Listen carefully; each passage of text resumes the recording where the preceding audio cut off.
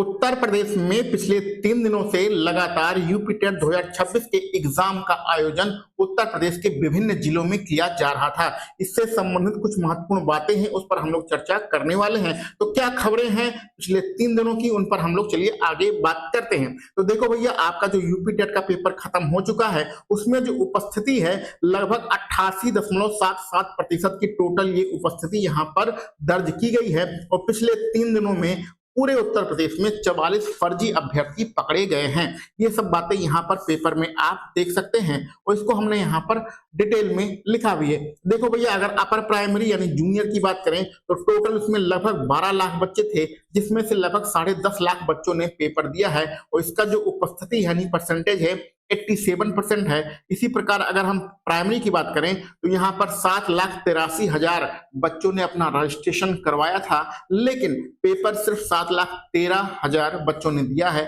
और जो उपस्थिति है वो है लगभग 91% है। इसी प्रकार अगर हम टोटल सबको मिलाकर जो आपका 5 शिफ्ट में पेपर हुआ है उन सबको मिलाकर बात करें तो जो फॉर्म भरने वाले बच्चे थे वो 19 लाख, मोटा मोटा मान के चलिए कि 20 लाख थे और पेपर मात्र 17,70,000 बच्चों ने दिया है और टोटल जो उपस्थिति रही है वो 88.7% है। तो ये तो कल की न्यूज है जो आपका पेपर खत्म हुआ है। उसके बाद यह देखिए आयोग का नोटिफिकेशन आया था, ये नोटिफिकेशन भी देख सकते हैं कि टोटल कितने बच्चे उपस्थित थे। ये सारी चीजें हमारे टेलीग्राम चैनल पर है, तो वहां पर जाकर आप देख सकते हैं। इसमें महिलाओं की भी अलग अलग परसेंटेज लिखी गई है। अब कुछ रोचक बातों पर चर्चा करते हैं जो पिछले 3 दिनों में उत्तर प्रदेश में घटित हुआ है। तो ये आपका कब की खबर है, ये जो है 19 अभ्यर्थी की खबर है, पेपर में निकली हुई है, यानी 4 तारीख की खबर है। तो ये आपका 4 तारीख नहीं, आज की खबर है, यानी टोटल 44 अभ्यर्थी पकड़े गए थे और कल जब तीसरा दिन था उसमें 19 अभ्यर्थी आपके नकल करते हुए पकड़े गए थे। और यहाँ पर आप ये पूरी खबर पढ़ सकते हैं। यातायात जो व्यवस्था थी वह पूरी तरीके से ठप थी। हमारा जो सेंटर था जहां पर हम कक्ष निरीक्षक के रूप में हमारी ड्यूटी लगी थी, उसके आगे भी बहुत ज्यादा दिक्कत है। यहाँ पर आप देख सकते हैं कि बहुत लोगों को कहना है, स्टूडेंट जो हैं, पढ़ने वाले स्टूडेंट हैं, उनका कहना है कि जो पेपर था वह तो बहुत आसान आया था, इतना आसान पेपर मैंने आज तक नहीं देखा। और उसके बजाय बहुत सारे स्टूडेंट जो है अपना जो ईवीएस वाला क्वेश्चन है या सीडीपी वाले क्वेश्चन है उसमें बहुत ज्यादा लोग परेशान भी रहे। यहाँ पर कुछ दुखदाई यानी कि निराशाजनक खबरें हैं, उस पर भी हम लोग चर्चा करेंगे। ये आपका दूसरे दिन की खबर है जिसमें 14 अभ्यर्थी पकड़े गए थे। ये मुख्य रूप से प्रयागराज से निकला हुआ पेपर है जहां पर ये खबर दी गई है। तो पूरे उत्तर प्रदेश में आपके लगभग दूसरे दिन 14 अभ्यर्थी पकड़े गए। यहाँ पर देखिए ये ऐसे ऐसे खबरें भी आपको देखने को मिल रही हैं कि जो माताएं हैं, बहनें हैं, वो अपने बच्चों के साथ पेपर देने आई हैं, उनके पति लोग, उनके और सारे लोग पेपर में बात करते हैं। पेपर मतलब वो पेपर दे रही हैं और वो उनके पति या और पिताजी वो बच्चों को खिला रहे हैं। और यहाँ पर इसको पढ़िए, बहुत मजा आएगा। औसत रहा गणित के सवालों ने उलझा, टीटी का पेपर देके परीक्षा देकर केंद्रों से निकले अभ्यर्थियों ने बताया कि इस वर्ष का प्रश्न पत्र कुल मिलाकर औसत रहा है। बाल विकास और पर्यावरण, क्योंकि इसमें बड़े बड़े थोड़ा क्वेश्चन आ गए थे, पाठ्यक्रम पर आधारित थे। वहीं गणित के सेक्शन में अभ्यर्थियों ने खासा थकाया, या जूनियर लेवल की यहाँ पर बात हो रही है। आगे कुछ और खबर बढ़ते हैं। ये आपका एक प्रश्न आया था, भैंस का दूध कितने रुपए लीटर है, यह भी आपका प्रश्न था। तो इस वाक्य में दूध कौन सा संज्ञा है ये आपको बताना था। इस प्रकार के गणित नहीं, हिंदी के अगर आप प्रश्न देखेंगे तो आपको बहुत ही कॉमेडी नुमा प्रश्न मिलेंगे। ये सारी चीजें यहाँ पर आप देख सकते हैं। आगे बढ़ाते हैं। ये पहले दिन का पेपर है जिसमें प्रथम पाली की बात हो रही है। प्रथम प्रश्न प्रथम पाली में प्रश्न पत्र रहा उलझाऊ। तुरंत जैसे युग्म शब्दों का अर्थ, चुल्लू भर पानी में डूब मरना मुहावरे का अर्थ पूछा गया था।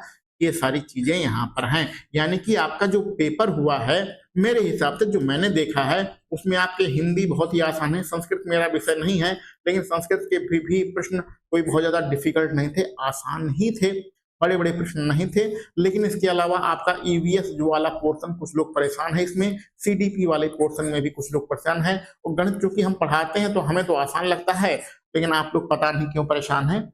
और हाँ, गणित का अगर तैयारी भी करना है तो आप इस YouTube चैनल के माध्यम से गणित विषय की तैयारी कर सकते हैं। हम लोग सुपर टेट के लिए अपना एक परफेक्ट बैच लॉन्च करने वाले हैं जो कि सब कुछ फ्री होगा। ठीक है, चलिए आगे बढ़ते हैं, अगली खबर पे आते हैं। ये दूसरे दिन की खबर है, दूसरे दिन यानी कि आपका 3 तारीख की खबर है, जिसमें 11 फर्जी अभ्यर्थी पकड़े गए थे। ये सारे लोग कमेंट कर रहे हैं। 1 घंटे में इस भाई साहब इतने होशियार हैं कि उन्होंने 1 घंटे में पेपर खत्म कर लिया, ऐसा बोल रहे हैं। और ये 55 साल की उम्र में हमारे जो बेसिक के अध्यापक हैं, 55 साल की उम्र में बेचारे अपनी नौकरी को बचाने के लिए पेपर देने आए थे, क्योंकि आपको पता था कि यूपी टेट जो है वो अनिवार्य कर दिया गया है, जो टीचर यूपी टेट पहले से क्वालिफाई नहीं है। ये जो प्रिया वर्मा जी कमेंट कर रही हैं कि मैं दूसरी परीक्षाओं की तैयारी करती थी इसलिए मुझे सरल लगा। तो इसमें देखो यूपी टेट में क्या है कि अगर आप सिर्फ शिक्षक भर्ती का पढ़ रहे हैं, तब तो आपको दिक्कत होने वाली है। लेकिन अगर आप लेखपाल का या रेलवे में ग्रुप डी का या कांस्टेबल का किसी भी दूसरी परीक्षा की तैयारी कर रहे हैं तो आपका मामला थोड़ा बहुत ही आसान रहने वाला है। यहाँ पर देखिए, देखो किसी भी एग्जाम सेंटर में क्या होता है, इस प्रकार से कंट्रोल रूम बनाया गया था। कंट्रोल रूम में होता क्या है कि आपके हर जो कमरे थे उसमें सीसीटीवी कैमरा लगा हुआ था और दूर बैठकर वहां पर उसकी निगरानी की जाती थी। तो जब कोई यहाँ पर एक्टिविटी कैमरे में रिकॉर्ड होती थी तो वहां से फोन आता था, भैया देखो वो क्या हो रहा है वहां पर। ऐसा हर सेंटर पे था, ठीक है। और मेन जो जिला है वहां पर से तो देखा ही जा रहा था। ये हमने खबर बता दी। आखिरी दिन 19 अभ्यर्थी पकड़े गए थे।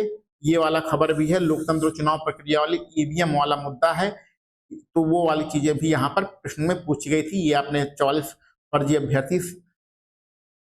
तो यहाँ पर अगले प्रश्न में देखते हैं कि गणित के अभ्यर्थियों ने और संस्कृत व्याकरण वाले अभ्यर्थियों ने परेशान है। ये अनु मिश्रा जी कह रही हैं संस्कृत व्याकरण के कुछ सवाल कठिन थे, प्रश्न पत्र पहले की अपेक्षा कठिन था, तो उन्हें संस्कृत कठिन लग रही है। इसके बजाय बहुत सारे लोगों को संस्कृत कठिन लग रही थी। यहाँ पर ज्यामिति की बात हो रही है। दिव्य यादव कह रही है कि ज्यामिति बहुत कठिन सवाल थे, मैं नहीं सॉल्व कर पा रही हूँ। और यहाँ पर ईवीएस की बात हो रही है, तो किसी को कोई सब्जेक्ट कठिन लग रहा है, किसी को कोई सब्जेक्ट कठिन लग रहा है। कोई भी ऐसा नहीं है जिसको एक सब्जेक्ट कठिन लगे, ठीक है। जो गणित की तैयारी कर रहा है उसे गणित आसान लग रही है, जो गणित की तैयारी नहीं कर रहा है उसे गणित कठिन लग रही है। यूपी टेट, ये गाजीपुर की बात है। गाजीपुर में 3 फर्जी अभ्यर्थी पकड़े गए हैं। तो गाजीपुर तो भाई यहाँ पर ऐसा होता ही रहता है, गाजीपुर में कौन सी बड़ी बात है। तो ये खबर आप देख चुके हैं, ये खबर आप पढ़ चुके हैं, इसमें कोई दिक्कत नहीं है। आगे बढ़ते हैं। ये पहले दिन की खबर है जिसमें 12 लोग पकड़े गए थे। हाँ, ये एक दूसरी खबर है, इस पर हम लोग बाद में चर्चा करेंगे। ये गुरुजी वाली खबर आप देख लीजिए कि गुरुजी बने अभ्यर्थी।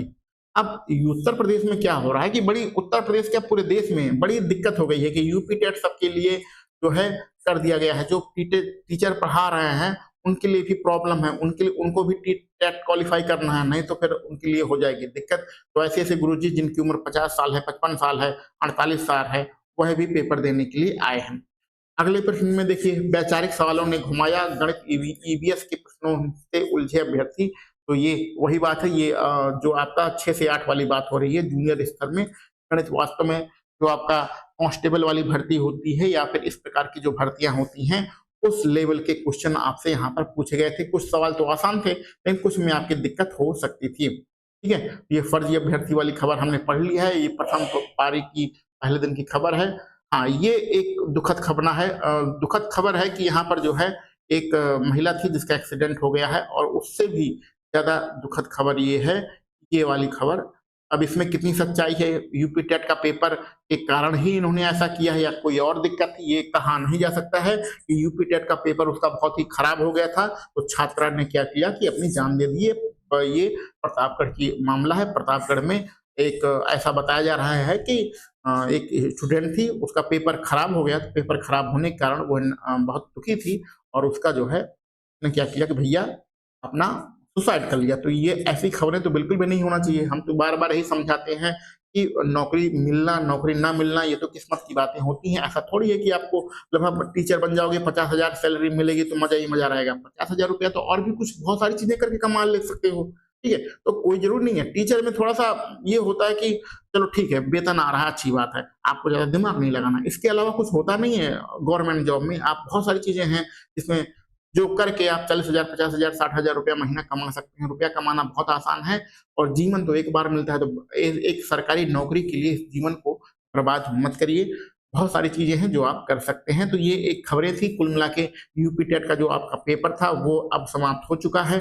अब बारी होगी सुपर टेट की। तो सुपर टेट की अब एग्जाम चालू होगा। एग्जाम चालू होगा मतलब इसका नोटिफिकेशन आएगा, और नोटिफिकेशन कब आएगा? जब यूपी टेट का रिजल्ट आएगा, ठीक है। तो हमारे यूट्यूब चैनल पर यूपी टेट का जो पेपर हुआ है इसका हम लोग आंसर की बना रहे हैं, सभी शिफ्ट की आंसर की आ जाएगी।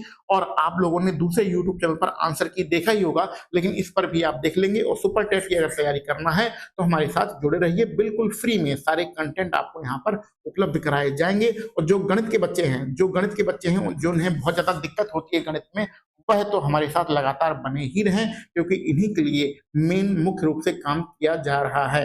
तो ठीक है, आप बातें समझ गए होंगे। तो चलिए मिलते हैं अगले वीडियो लेक्चर में। यूपी टेट का पेपर सकुशल संपन्न कराने के लिए हमारे जो अध्यक्ष प्रशांत कुमार जी हैं उनको बहुत बहुत धन्यवाद। इतना फास्ट पेपर हुआ है, आज तक जितने भी यूपी टेट के पेपर हुए हैं उसमें ये सबसे फास्ट था। फास्ट मतलब जब जो चीज बताई गई वह उस दिन हुआ। जब बताया गया कि आपका एग्जाम सेंटर मतलब सिटी वाला सेंटर बताया जाएगा, उस दिन वो भी आ गया। जिस दिन एडमिट कार्ड आना था उस दिन एडमिट कार्ड आया। पेपर भी अपने नियत समय पे हुआ और पेपर सकुशल संपन्न कराया गया। तो कहीं कोई दिक्कत नहीं आई, ना कहीं से कोई ऐसी खबरें सुनाई मिली कि पेपर लीक हो गया, ये हो गया, वो हो गया। ऐसा कुछ भी नहीं था और व्यवस्था बहुत ही चुस्त दुरुस्त थी। इसके लिए आयोग को बहुत बहुत धन्यवाद। और उम्मीद करते हैं आगे के भी जितने भी पेपर होंगे सब इसी प्रकार के होंगे। तो चलिए आपके और आपके लोगों का क्या अनुभव है कि आपने पेपर दिया है तो कितने नंबर बन रहे हैं, सारी चीजों को कमेंट बॉक्स में जरूर बताइएगा। चलिए मिलते हैं हम लोग अगले वीडियो लेक्चर में।